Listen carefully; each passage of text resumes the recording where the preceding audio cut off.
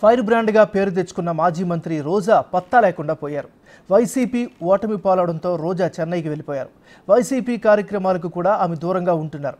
గతంలో 2 సార్లు గెలిపించిన నగర నియోజకవర్గంలోనూ రోజా ఇప్పటి వరకు అడుగు పెట్టలేదు.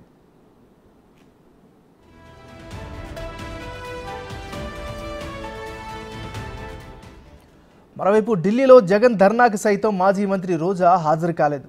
దీంతో సొంత పార్టీ నుంచే ఆమె తీవ్ర విమర్శలు ఎదుర్కొంటున్నారు. వైసీపీ అధికారంలో ఉన్నప్పుడు పదవులు అనుభవించి ఇప్పుడు పార్టీకి దూరంగా ఉండడం ఏంటని కార్యకర్తలు ప్రశ్నిస్తున్నారు. రోజా 2 ఏళ్ల పాటు ఏపీఐఐసీ చైర్మన్గా, మరో 2.5 ఏళ్ల పాటు టూరిజం శాఖ మంత్రిగా పదవులను అనుభవించారు.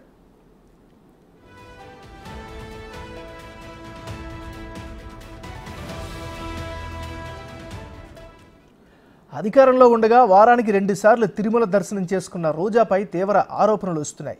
నిబంధనలకు విరుద్ధంగా రోజా వందల మందిని తిరుమల దర్శనానికి తీసుకెళ్లారని విమర్శిస్తున్నారు.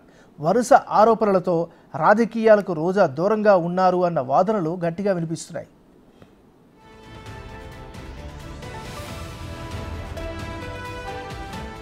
రోజా పర్యాటక శాఖ మంత్రిగా ఉన్నప్పుడే రుషికొండ ప్యాలెస్ నిర్మాణం జరిగింది. రుషికొండపై నిర్మించిన ప్యాలెస్పై పలు అవినీతి ఆరోపణలు ఉన్నాయి. గత వైసీపీ సర్కార్ భారీగా ప్రజాధనాన్ని వృధా చేసిందని టీడీపీ నేతలు ఆరోపిస్తున్నారు.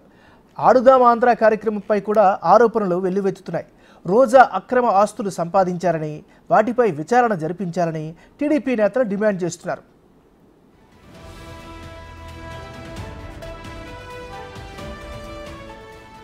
నిత్యం చంద్రబాబు, పవన్ కళ్యాణ్ను విమర్శించిన రోజా ప్రస్తుతం సైలెంట్గా ఎందుకు ఉన్నారు అన్న దానిపై కూడా పలు ప్రశ్నలు తలెత్తుతున్నాయి. తనను టార్గెట్ చేస్తున్నారు అన్న భయంతోనే రోజా చెన్నై వెళ్ళిపోయారు అన్న ఆరోపణలు వినిపిస్తున్నాయి. సైలెంట్గా ఉంటే తనను ఎవరూ పట్టించుకోరని, తాను ఎవరికీ టార్గెట్ కాకూడదు అన్న భావనతో రాజకీయాలకు, వైసీపీ పార్టీకి దూరంగా ఉంటున్నారు అన్న ఆరోపణలు మూటగట్టుకుంటున్నారు మాజీ మంత్రి రోజా.